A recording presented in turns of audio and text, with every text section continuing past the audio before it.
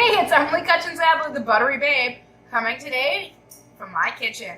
Today we're going to make a spring pea soup from when you have no food in the house but still need dinner. And it has 3 ingredients plus some garnish. We are starting with literally a bag of frozen peas. We have half an onion, 2 tablespoons of butter, feel free to substitute that out with olive oil, a tablespoon of garlic, and a tablespoon of sugar. Those are the ingredients to the soup plus salt and pepper. And then we've got some fun garnish. We've got some herb paste. If you don't have herb paste, chives, dill, tarragon, parsley. You can throw some spinach in there, some old lettuce for color, and then a little bit of creme fraiche. Those are just garnishes. All the soup really is onions, butter, garlic, and peas, and some seasonings. We're not even using broth. We're using water. Join me at the stove.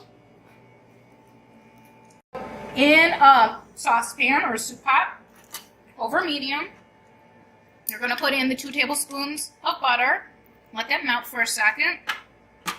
And half an onion. I use large onions. If you are using small onions, use a whole one. Don't use red onion in this. It'll give the soup a funny color. I'm going to give that just a second to warm through. We're not caramelizing it. We're just sweating it for a second. And this is a throw it all in and walk away. If you've got some greens hanging out in your fridge that need to be used up, like some spinach, some arugula, some kale, even some romaine, you can chop those up and throw them in. They're going to make the soup a little bit more nutritious, and especially if you're using like an arugula or spinach, the green will brighten the whole soup up. Now we're going to add the garlic, and that's going to cook for just a minute until it gets nice and fragrant. If you have veggie broth or chicken broth, you can use that too. I'm just using water because that's what I've got today.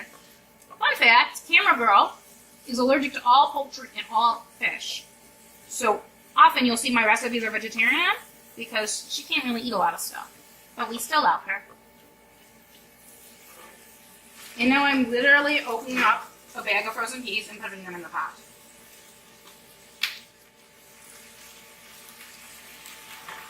See? Icicles. When you have nothing in your dinner, in your house, but you need dinner, this is a go-to. We never order in. We always eat homemade. We go out once in a while, but ordering it, no. It's not yummy. Mix it around, get the ice off.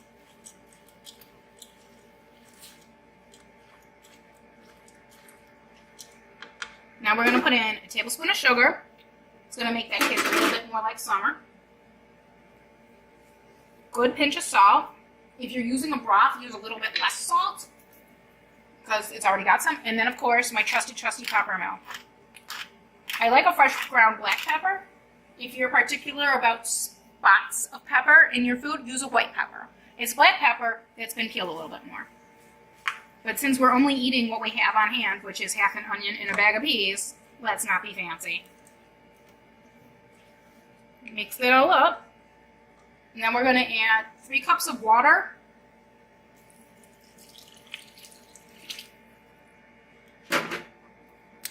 And just a scoop of my herb paste. This is all the herbs we have in the garden. So parsley, basil, chives, oregano, a bunch of other stuff. And I puree it with a little bit of garlic and olive oil at the end of the summer, and then I use it all year. The oil keeps it fresh. You could just use some dill or some chives, parsley. If you don't have any of those things, you don't need them. We're going to bring this up to a boil. We're going to simmer it for 5 or 10 minutes just to make sure those onions are cooked through, and then we're going to puree it. I'll meet you back in the kitchen in just a second. Hey, it's Emily Adler. Ready to puree my spring pea soup, also known as when there's nothing in the house but you still want dinner. You can use the big blender. You can use your immersion blender. We're going to do that today because it's less parts to clean. So this just came up to a boil and simmered for about 5 minutes just to get it all cooked through.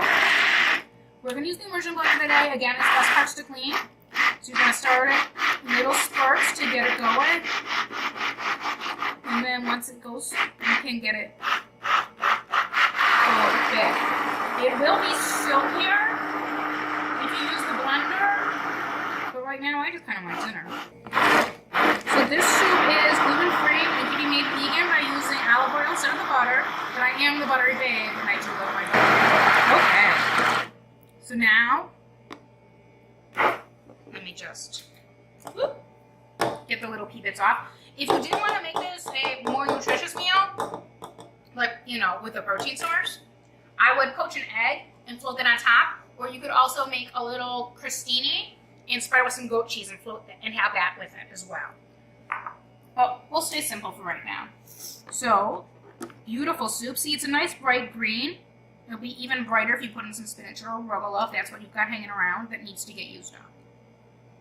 So that's going to get that. We're going to garnish with, put this up here so we can see better, a little bit of creme fraiche, because we have it in the house, literally, just a little bit. You can use some sour cream, some yogurt, or nothing at all. It's just for a little bit of extra creaminess and deliciousness. And then a little bit extra of our herb paste on the top. And a few more cracks of black pepper. Simple, easy. Who doesn't have some water, half an onion, and a bag of peas in the house? I'm Emily Adler, the Buttery Babe. Please follow me on Facebook, Instagram, YouTube, LinkedIn, Pinterest, and of course my website, www.butterybabe.com.